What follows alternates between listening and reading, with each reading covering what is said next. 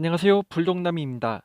오늘은 아리스토텔레스 이후 고대 철학을 알아보고자 합니다. 아리스토텔레스 이후부터는 이전과는 다르게 철학 안에서 변화들이 나타나는데요. 이전까지만 해도 세상은 낙관적이고 희망적으로 바라보는 견해들이 있었습니다. 하지만 이제부터 시작되는 철학의 분위기는 사뭇 다르게 세계란 침울한 곳이자 악으로 가득 찬 곳으로 다뤄지게 됩니다. 세상은 눈물의 골짜기이며 시련과 절망적으로 가득한 곳으로 표현되죠. 또한 덕에 대한 개념이 극히 축소되는데요.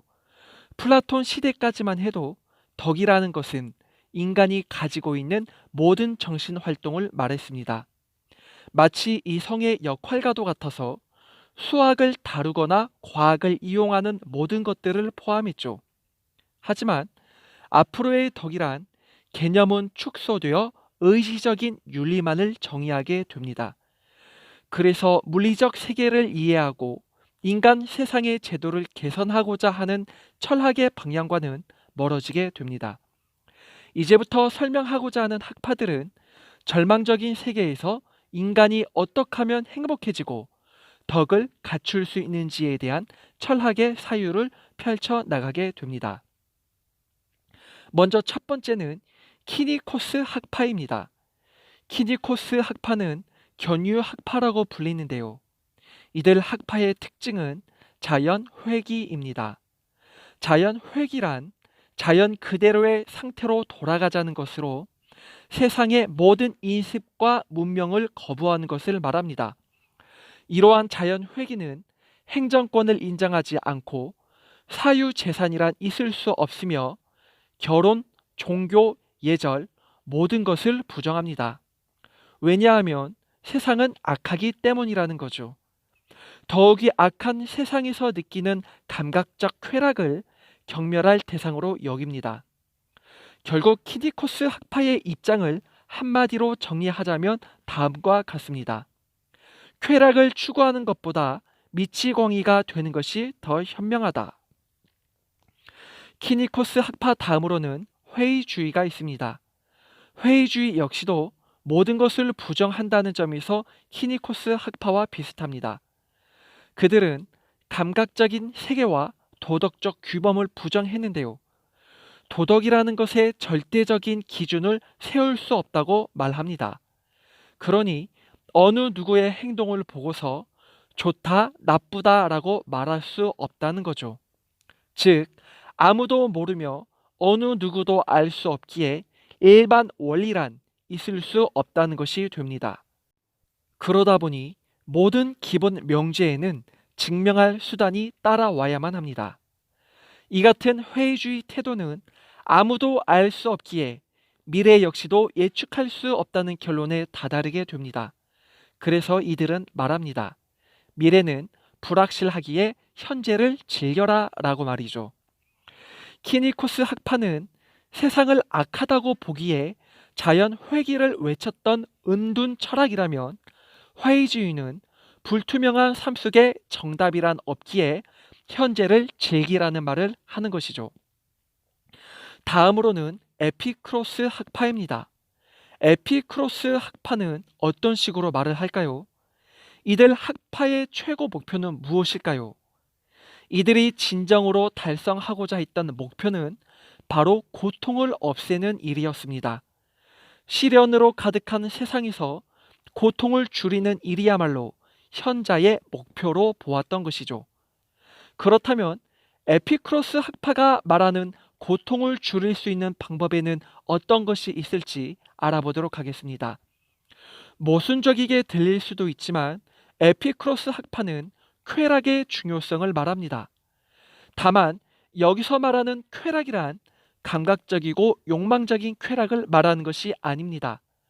그저 고통을 느끼지 않기 위한 적절한 만족을 말하는 것이지요.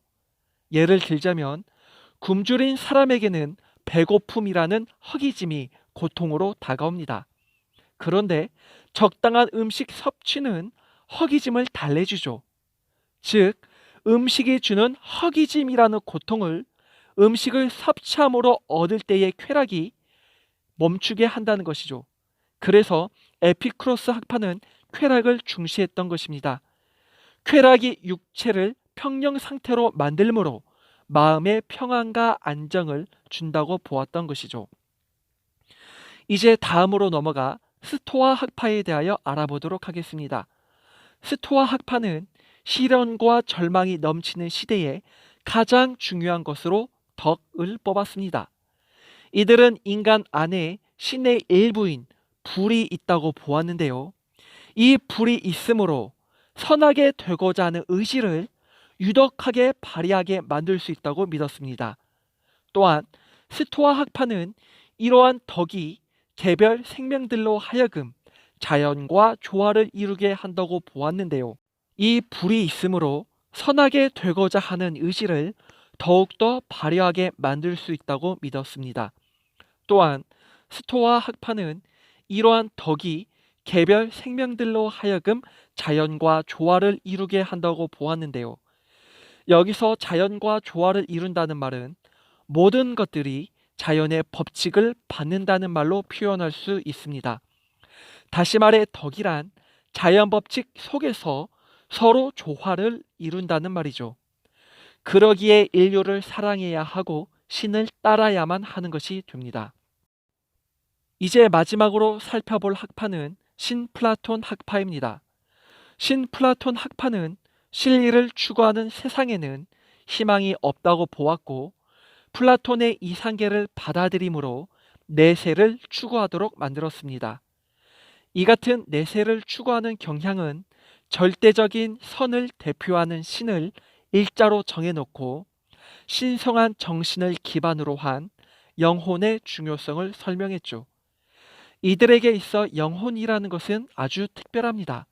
왜냐하면 영혼의 기능 중에는 외적 운동이라는 것이 있는데 감각기관을 통하여 이상계의 표상을 떠오르게 만든다는 것이었죠.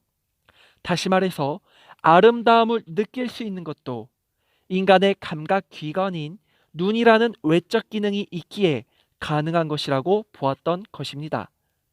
정리하자면 신플라톤 학파는 영혼의 외적 기능을 통하여 내세를 바라보도록 만들었습니다. 하지만 내세를 추구하는 만큼 물리적인 세계와 인간의 제도에 대한 철학과는 괴리감이 커져만 갔죠. 이제 마무리 짓도록 하겠습니다. 아리스토텔레스 이후의 고대 철학은 낙관적인 희망을 던져버리고 우주 전체를 눈물의 골짜기, 시련 가득한 곳으로 보았습니다. 그러다 보니 세상에 대한 인간의 행복을 어떻게 쟁취할 수 있는지에 대한 철학이 주류가 되기 시작했는데요. 덕이라는 개념도 본래는 정신활동 모든 것을 포함한 말이었지만 극히 윤리적인 개념으로 축소되고 말았습니다. 이렇게 윤리 철학이 주류가 된 이상 물리적인 세계에 대한 이해의 철학은 한동안 사라지게 되죠. 그리고 시련으로 점철된 세상 가운데서 세상을 완전히 등진 은둔 철학이 나오기 시작했고 때로는 회의주의가 등장하기도 했으며 또는 삶의 고통을 피할 수 있는 길이 무엇인지를 탐구하면서 이 시대의 전반적인 철학은 내세적인 경향성을 띠게 됩니다. 그리고 이러한 분위기는 이후에 등장할 카톨릭 철학에도 상당한 영향을 미치게 되죠. 자, 이렇게 해서 오늘 이 시간에는 아리스토텔레스 이후의 고대 철학까지를 보았습니다. 지금까지 시청해 주셔서 감사합니다.